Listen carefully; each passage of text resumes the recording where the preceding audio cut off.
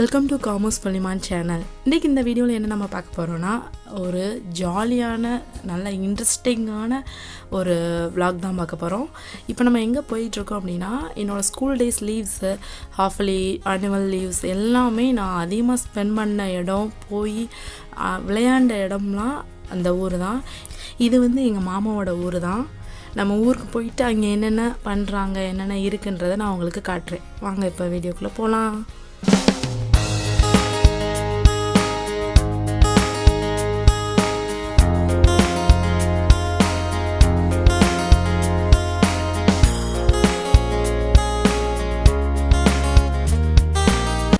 தோட்டத்தில் ஸ்டார்ட் பண்ணலாம். தோட்டத்தில் கோழிக்கொண்ட பூ போட்டிருந்தாங்க. பார்க்கவே பார்த்திங்கன்னா ரெட் கலரில் அவ்வளோ சன்லைட்டில் அவ்வளோ மின்னுது.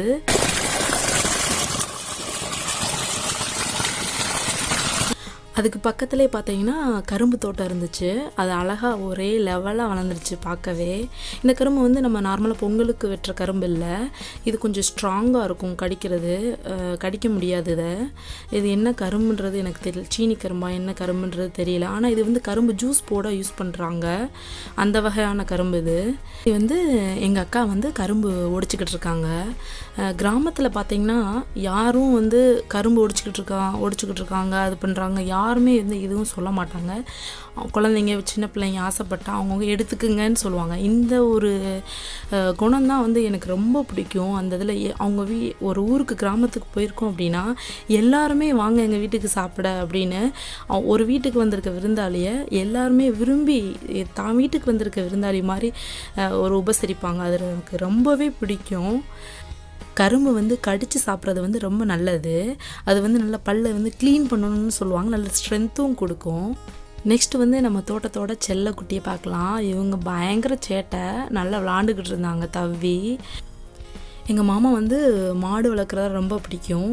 எப்பயுமே அவங்க வீட்டில் ஒவ்வொரு மாடு நிற்கும்.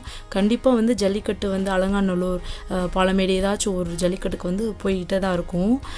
ஜல்லிக்கட்டில் கலந்துக்கிட்டு ப்ரைஸும் வாங்கி கொடுத்துருக்கு. ப்ரைஸ் வாங்கி கொடுக்குறதுனா ஒரு மாடு வின் பண்ணிருச்சுன்னா அந்த மாட்டுக்கு மட்டும் பெருமை இல்லை, அதை மாடை ட்ரெயின் பண்ணுறாங்கல்ல அவங்களுக்கும் பெருமை. இதுதான் நம்மளோட தமிழரோட அடையாளம்.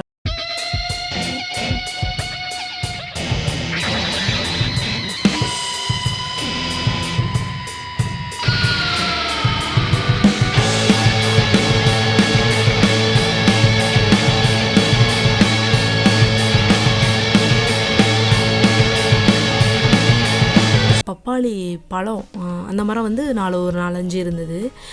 அப்புறம் சுற்றி கொய்யா மரம் நட்டிருந்தாங்க. கீழே பார்த்திங்கன்னா உளுந்து, கருப்பு உளுந்து விதைச்சிருந்தாங்க. சும்மா நல்லா படர்ந்து இருந்தது. இப்போ ஈவினிங் டைம் நல்லா பறவைங்கள்லாம் கீச்சுன்னு நல்லா பறந்து ஜாலியாக இருந்துச்சு அந்த சவுண்டு கேட்கவே. இதுதான் உளுந்து காயில் இருக்குது. இதை நல்லா பெருசான பின்னாடி காஞ்சு கருப்பு கலரில் வந்த பின்னாடி செடியிலேருந்து பிடுங்குறாங்க. இதை பறித்து காய வச்சு இதை அடித்து பிடைச்சி தனியாக எடுப்பாங்களாம். அப்போ தான் நம்மளுக்கு இந்த கருப்பு உளுந்து கிடைக்கிது. இதுதான் நல்ல ஹெல்த்தி கூட. முக்கியமாக லேடிஸ்க்கு ரொம்ப நல்லது இது.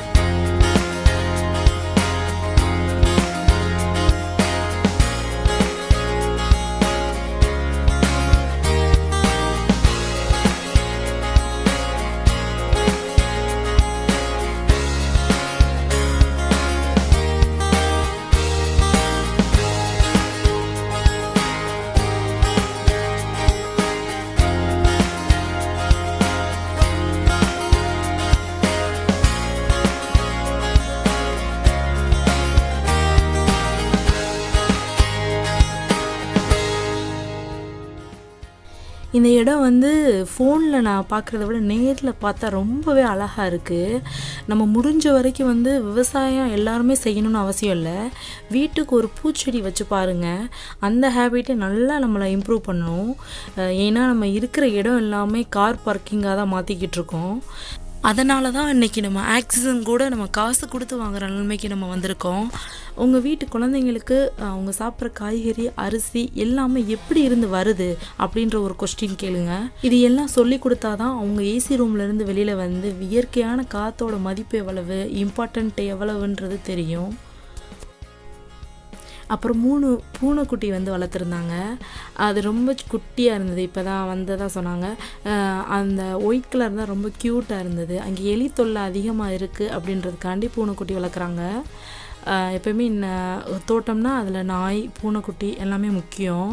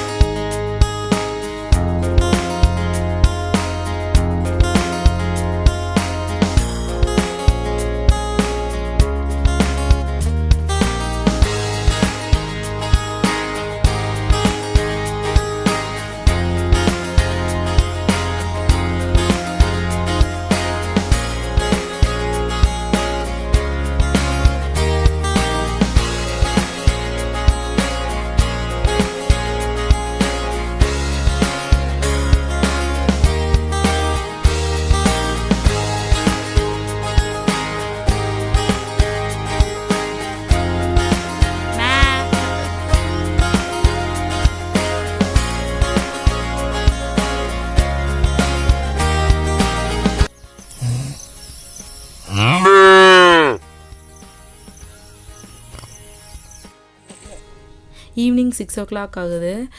ஃபைனலாக அவங்க கண்ணுக்குட்டி வந்து அவங்க அம்மாட்ட வந்து சேர்ந்துருச்சு. நெக்ஸ்ட் வந்து பால் கறக்கிற டைம். அந்த சவுண்டு நீங்களே கேளுங்க. என்னையா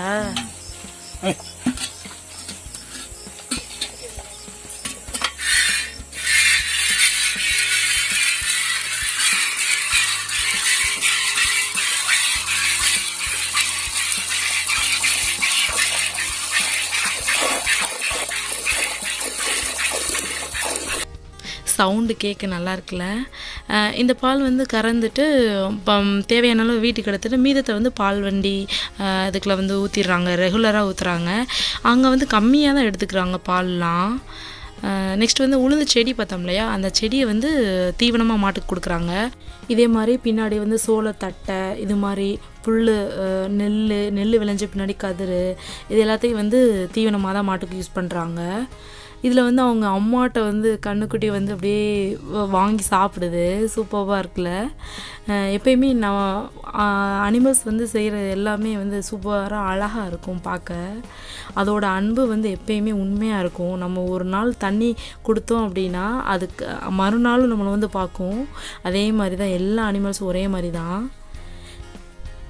நெக்ஸ்ட் நம்ம எங்கே போய்கிட்ருக்கோன்னா ஒரு சூப்பரான அமைதியான கலர்ஃபுல்லான ஒரு வியூ தான் பார்க்க போய்கிட்ருக்கோம். நீங்களே பாருங்கள் என்னென்னு.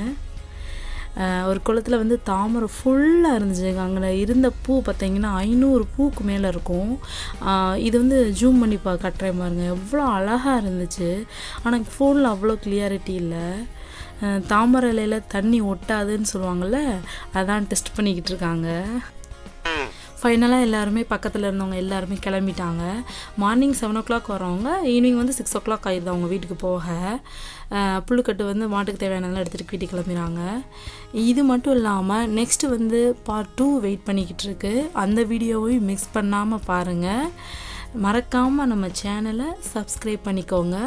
இந்த வீடியோ பிடிச்சிருந்தா லைக் பண்ணுங்கள், ஷேர் பண்ணுங்கள், கமெண்ட் பண்ணுங்கள். நெக்ஸ்ட்டு Part 2 வர வரைக்கும் வெயிட் பண்ணுங்கள். கண்டிப்பாக உங்களுக்கு பிடிச்சிருக்குன்னு நான் நம்புகிறேன். தேங்க்யூ ஃப்ரம் புள்ளி மான் சேனல்.